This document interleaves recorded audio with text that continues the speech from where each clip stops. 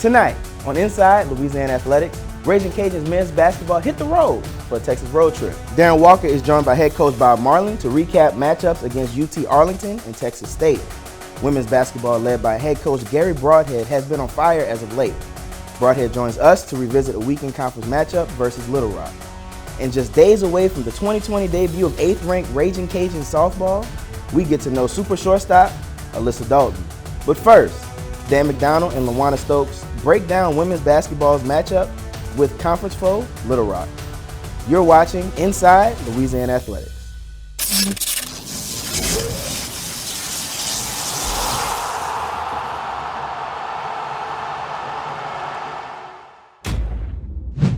Thanks, Marcel. Louisiana's women's basketball team runs into a buzzsaw at the Cajun Dome as Little Rock takes a 59-44 Sun Belt Conference win over the Cajuns. I'm Dan McDonald along with Luana Stokes. And Luana, this was a game that Little Rock took control from the start. They made their first 10 shots from the field, really never looked back. Well, Dan, they came here ready to play, and that's exactly what they did today. We saw the momentum on the court. I mean, they established their plays, they made shots, and they won the game. Cajuns never led in this one. Little Rock led by as many as 16 in the first half. Cajuns had a little bit of a run, got it to 8 points. And that came about the midpoint of the second quarter, but the Trojans opened it back up. They led by 35-26 at the half and expanded that lead the rest of the way. Ended up leading by as many as 21 in the second half and really did it on both ends. Ended up shooting for the game 46%. Cajuns held to only 35% shooting, and that's just a combination of the way that the Trojans played defense today. Everything went well for the Trojans today. I mean, they controlled the paint, they controlled the board, and I mean, and Ty Doucette, well, I think this was one of her off days because she's normally an awesome player. Doucette, the leading scorer for Louisiana, ends up with only 7 points. She did have 9 rebounds, 4 steals, and a couple of blocked shots, but she was only 3 of 10 from the field. The Cajuns end up as a team only 18 of 52 shooting, only 3 3-pointers. They did make up some of the rebound margin late, but Little Rock still takes a 36-30 rebound advantage. And Luana, this Cajun team really just didn't play the way they had in the other 3 games in this winning streak. No, Dan, they could never pick up the momentum of the game. It's like things just never really bounce back for them. And as you said, the fourth quarter, you can see a little more strength coming to the court, but of course it was much too late. Little Rock maintains second place in the Sun Belt Conference with a 7-2 record. Cajuns fall to 6-3 in conference. They stand in 4th place in the Sun Belt standings.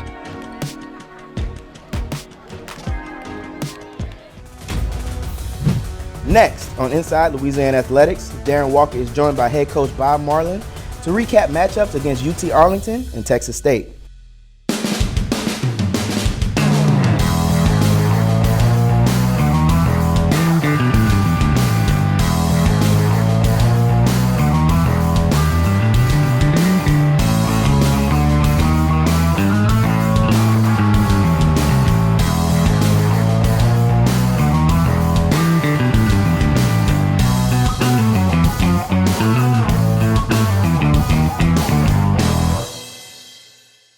If you're happy and you know it's Zydeco. If you're happy and you know it's Zydeco. If you're happy and you know it, then your feet will surely show it. If you're happy and you know it's Zydeco. If you're happy and you know it, mange. If you're happy and you know it, mange. If you're happy and you know it, I think I will help you show it. If you're happy and you know it, mange.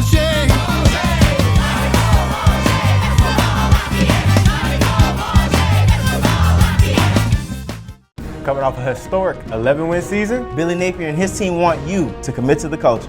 get your football general admission season tickets for only $60 today. Louisiana Athletics is offering a $5 per month payment plan. But watch out, because prices increase to $110 after March 1st. In 2020, you can expect big games like McNeese, Wyoming, South Alabama, and much more. Louisiana Athletics is offering a $5 per month payment plan. Call the ticket office at 337-265-2170 or visit the ticket office at the Cajun Dome. Go Cajuns!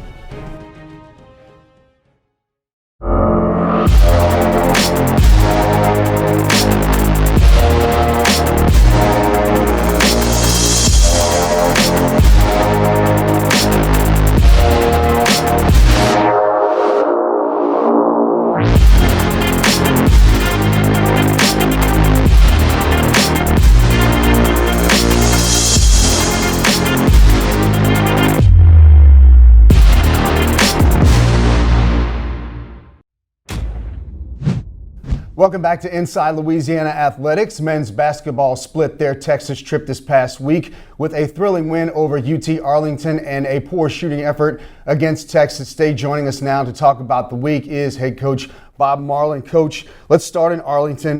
You get out to a 7-point halftime lead.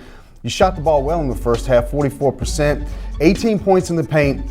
And at times you were just able to get out in front of their defense and get some really easy buckets. Yeah, having more people back and certainly a couple of guards back in the stable helps us to push the basketball. We want to try to score in transition if we can. And we had a good first half and did come out with a lead there at Arlington. You also shot 43% from three-point range, not too bad. Cedric Russell, P.J. Hardy hitting from beyond the arc, and their shots were not what I would call easy. I would not categorize them as easy. They were difficult, they had hands in their faces, and some of them were pretty deep.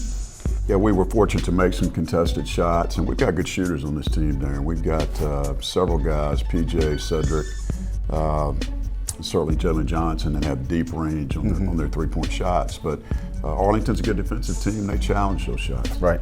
Second half, the Mavs come out right away and tie the game up. And from that point on, it was really a nip-and-tuck battle the rest of the way. From the 12-minute mark to the end of the game, the biggest lead was only 5 points, so the teams were really making each other work for what they got. It's a really good college basketball game. They came out, as you said, early in the second half, tied the game. They took the lead one time, I believe, at 50-49. We had it back and had a chance to win the game and missed, and then that's when the theatrics came into play at the end. Speaking of, the Mavs take a 65-63 lead with just 2.7 seconds left on a goaltend call, and that set up the play of the year to date. Kind of reminiscent of that 92 Duke-Kentucky NCAA regional final from way back when, but P.J. Hardy has the perfect pass to Duguay, and the Dugaroo delivers a game-winning three-pointer at the buzzer. Talk about the execution of that play, because without that, you really have no chance. Well, it's a play that we work on in practice quite a bit, and we'd used it earlier, Darren, in our first home Sun Belt game against Little Rock. We were down 3, and we made the great pass, the great catch. Mason Alquan made the pass then, and Duguay caught it and hit Cedric in stride for a three-pointer that would have tied the game. But in this particular instance, Malik was on one side, Cedric on the other side. Jalen was backing them up in case of an overthrow to maybe tie the game.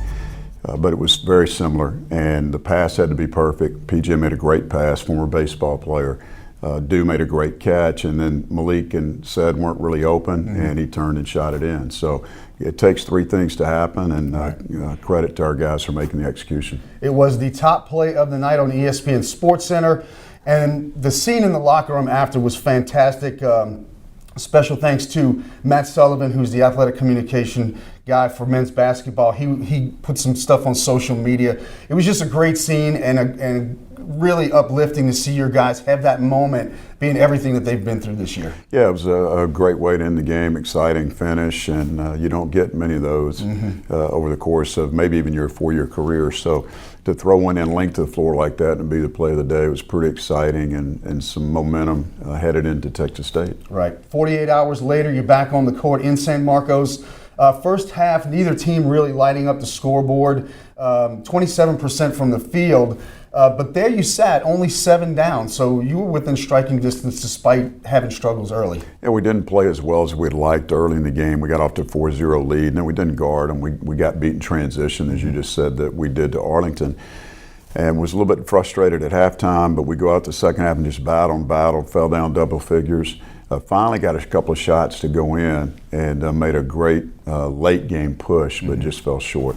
Let's take a look at that second half a little closer. Like you said, things got worse before they got better.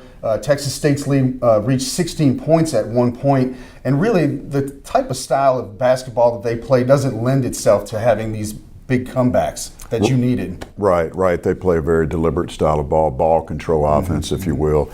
Very deliberate, go side to side, run the clock down, take good shots. And what hurt us in this game was they had 4 3-pointers, Darren, but 3 of them were on offensive rebounds. So you defend really well for 25 seconds, and then you give up a back tip for a long offensive rebound, and they wound up hitting a 3-point shot. You led me right into the next point, was that they had 14 offensive rebounds for the game, and that's very uncharacteristic. It's something that we pride ourselves on. We'd done it at Arlington. We'd done it before against Texas State. We thought we could hurt them in the game in San Marcos, and they out-rebounded us a little bit. So it's a little bit disappointing on our end.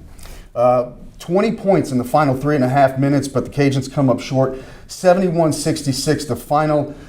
So winning the game the way you did on Thursday, the emotion of it all and the energy that went into it, do you think that had a role in the way things turned out on Saturday? Is that something that you lend yourself to, or is that just something that people talk about on the outside? Well, it's important for our guys to feel good about themselves and have some confidence. It's something that we have lacked this year at times, having continued success. And we'd won a couple of games in a row going into Texas State, a place we've always played well in. We've only lost a couple of games there by 2 and 5 points over our time that they've been in the Sun Belt. So a little bit disappointing, but we've got to go play. You got to put that one behind you, go play. We're playing a team that's fighting. They're third in the conference. They're fighting for seeding, and you just have to go out and outplay them. Right. Back home this week for 2 games. Thursday hosting Georgia State, and then Saturday hosting Georgia Southern. Both are 7 o'clock tip-offs. 2 teams that really kind of took advantage of your injury and low number situation a month ago. But here you got Georgia State, who's second in the conference, and Georgia Southern is third in the conference. So some big games for you guys coming up this week. Yeah, there's no question. Those 2 guys in Texas State are the best teams, in my opinion, that have played the best. So we got all these guys right in a row. They're all fighting for number 1 for seeding. We still have Little Rock to play late. But the game at Georgia State was a perfect storm for those guys. They hit every shot. We were shorthanded. I think we dressed out 8 scholarship guys that night and just didn't have it, and got beat convincingly, like a lot of teams have this season in college basketball. It's strange how teams get away from other teams some nights, and the score can get out of hand.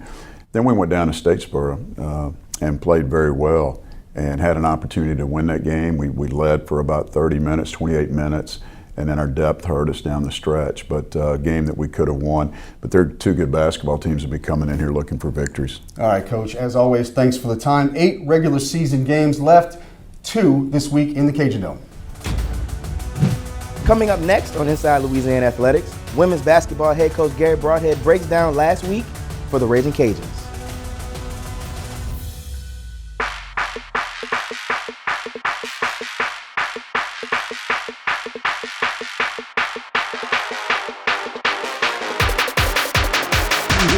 Let's go boom.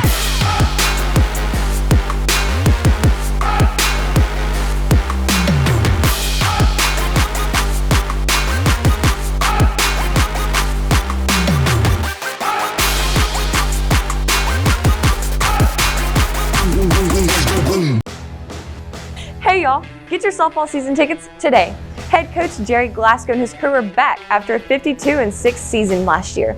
We have our season opener February 7th versus Ball State, and exciting games all year round, including the one versus LSU right here in Lamson Park on February 15th. You don't want to miss this, so get your season tickets today at RaginCajuns.com/SBTix. We can't wait to see you there. Go Cajuns!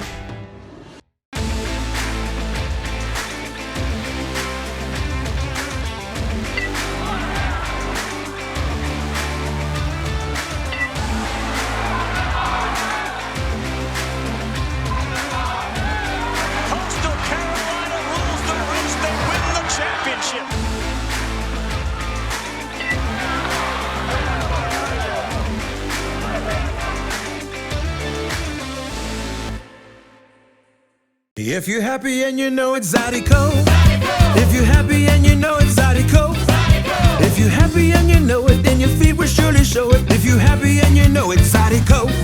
If you're happy and you know it, mange. If you're happy and you know it, mange. If you're happy and you know it, I think I will help you show it. If you're happy and you know it, mange.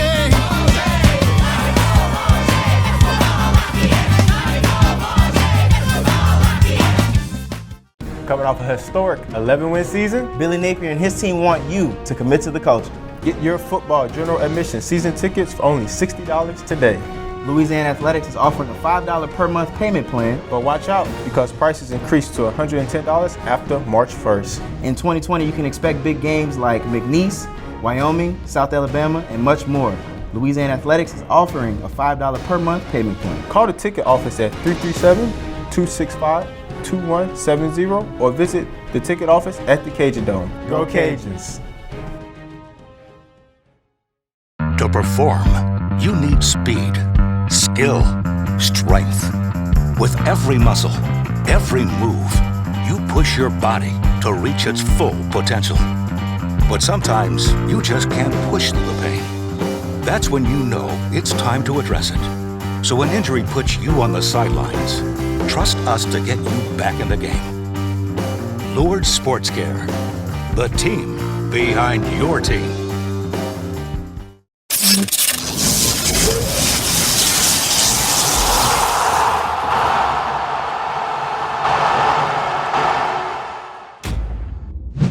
Welcome back to Inside Louisiana Athletics. Only one game on the schedule for women's basketball, and it was a pretty big one.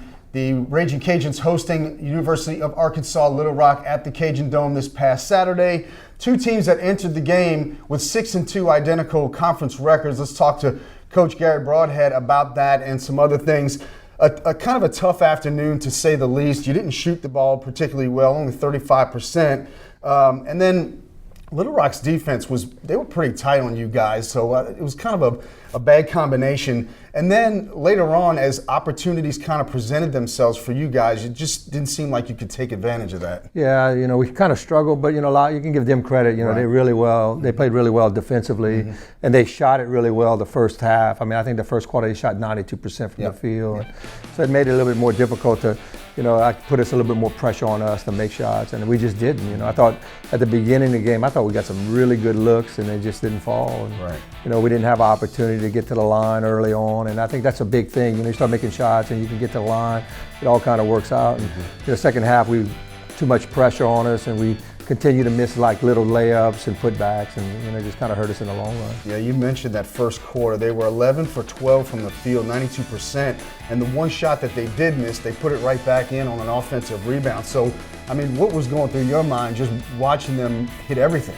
Well, it was kind of surprising because, we were looking at, them and how we were going to guard them, and, we thought, by putting pressure on them, we could do a pretty good job, and they just got loose, man. A lot of turnaround jumpers and just things that we could have did a little bit better job, but was really surprised that they were shooting the ball that well.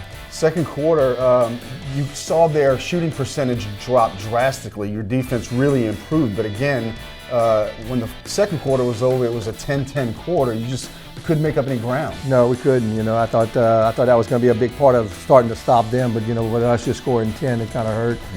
We tried to do a little bit more pressure in the full court, and I think that kind of got them playing a little faster at the time, taking a little bit tougher shots. So, I think that helped. But again, on the offensive side, I was hoping that our press would help also in trying to create some layups, and it just didn't. It was a little bit tougher than I thought. In the second half, things turned a little bit more physical than they were in the first half, and it just seemed like they were able to adapt to that kind of style of play a little bit better. Well, they always, they're a physical team.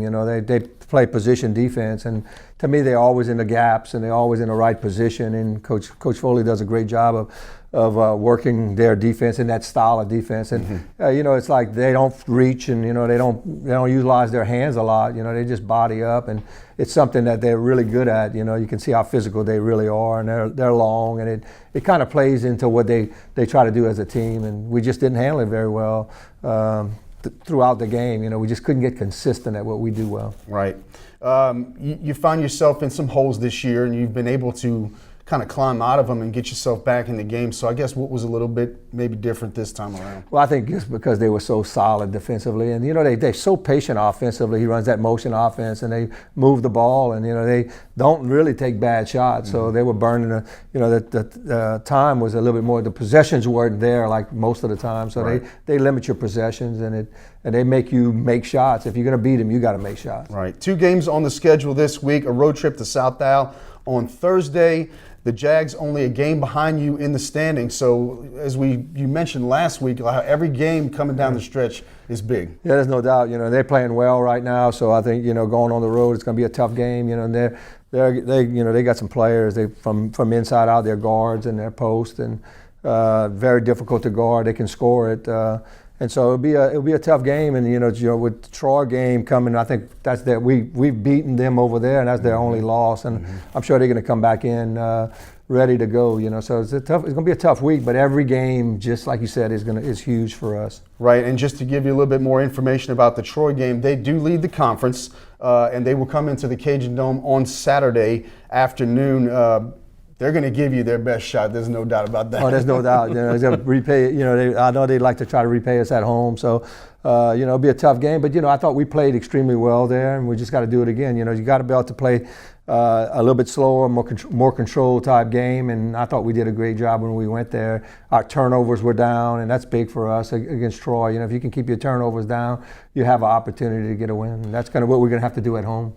A little bit more time here. Let's talk about something that's near and dear to your heart. On the February 15th at 11 a.m. is the Cancer Walk. Yeah, Andrew Broadhead Foundation, we have a scholarship for someone that may have cancer at our university or their family member that might be struggling with cancer, and we provide a scholarship for that young person. And it's been big for me. You know, the breast cancer game, the pink game's always been big for me as long as I've been coaching in college. And so we decided to start doing a walk last year. And it was such a great time for our program to see all the people supporting her and what her endeavor was. So I think, you know, hopefully we can get more people out. I know there's going to be a big Saturday with all the events going on, but we would love for people to come out and, you know, enjoy what we do and try to, you know, strengthen our bond. You know, my thing with cancer is about awareness. I want to bring awareness to cancer, and I know that's a big part of everybody's, but, you know, just trying to help people that struggle with it, because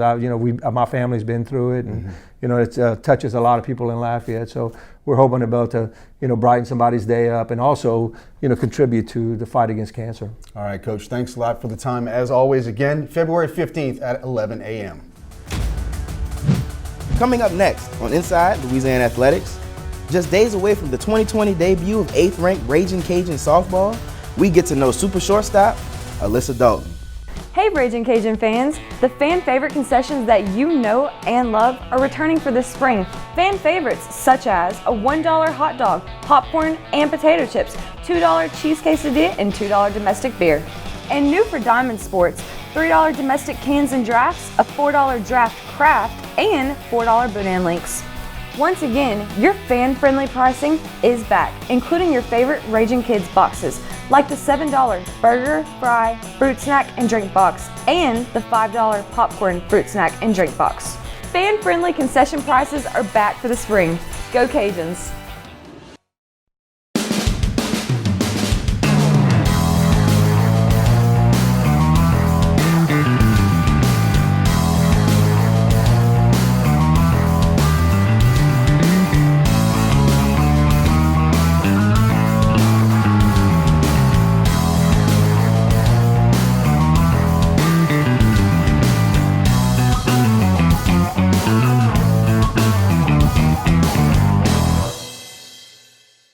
The Learfield IMG College Directors Cup, the highly recognized mark of distinction in college athletics across all divisions, both men's and women's sports. Follow your favorite team's pursuit for excellence in this prestigious annual award through thedirectorscup.com, USA Today, or L Directors Cup on Twitter. Learfield IMG College Directors Cup, the crowning achievement in college athletics since 1993.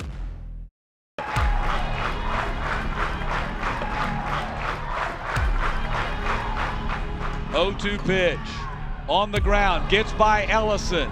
Throw to first, got her!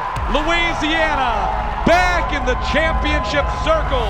The Ragin Cajuns, the 2019 Sun Belt softball champions. Reno Neal gets all of this one.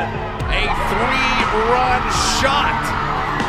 And we're all tied up here in the championship game of the Oxford Regional. Oh my goodness, can you believe it? Swing here, high hops it to Dalton, it's short, and it's gonna bring the winning run home. Just a drill to rhythm, you know, strictly a drill.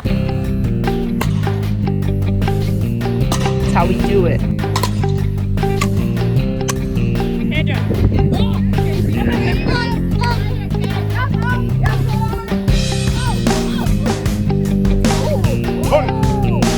There you go.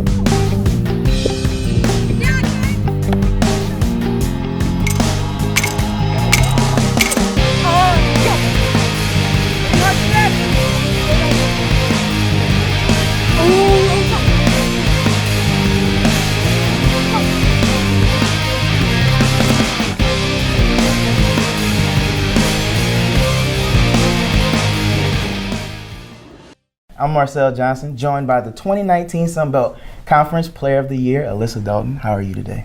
I'm doing good. How are you? I'm good. So we're just gonna jump right into it. Talk about where you're from. I'm from a place called Cypress, Texas, which is basically Houston, but it's just a bunch of trees, some land, and then a bunch of schools, honestly. Okay. And talk about your transition from Texas and coming to UL, and how was that for you? I actually loved it because here at UL in Lafayette, it's a bunch of like culture and stuff that I've never seen before. Even living as close as Texas, like a 4-hour drive, it's just like a whole new world, which is what it feels like. So I love coming to UL. I love visiting Lafayette, and I love that experience. Okay, so we'll talk about game day. Talk about the fans. How much do they mean to you personally? You know, just to come out and you see all those people on game day cheering and everything. I think the fans make or break a game for us because you come out to a game and you see all the support. Like, I know last year or the year before we had a game at like 3 o'clock on a Monday, which was a work day, and the fans were still there, everything was packed. And I think it's just kind of like more motivation to play because you're not just doing it for yourself. Okay, so you're going into your senior year. What expectations do you have for yourself and the team? My expectations are set pretty high for our team this year. I feel like we're going to go all the way for sure, and all I want to be is the best team player I could be, do what I have to do for the team, and I know they're doing the same for me, so I think if we all just have each other's backs and do what we can for each other, it'll all work out. So let's go back a little bit. When did softball start for Alyssa Dalton? It started when I was 7. I was sitting in elementary school at lunch, and they handed me a flyer actually offering to go play league ball, and I took it home, and that's where it all began. What are your plans after graduation? I plan to move back to Texas and hopefully start teaching. I'm wanting to teach first grade. Okay. We're gonna do some fun questions. So, what is your favorite movie? Iron Man, for sure. Iron Man. Yeah. Avengers, and you love the Avengers and everything? That's pretty cool. What would be maybe your favorite food and why? My favorite food is spaghetti, and I think it's just because, like, growing up, my dad, every time he makes spaghetti, it was always like the one meal our family would actually sit down and eat together. So every time I get spaghetti offered, that's what I get. Okay, and my last question, what would you say is your favorite childhood memory? Oh, goodness.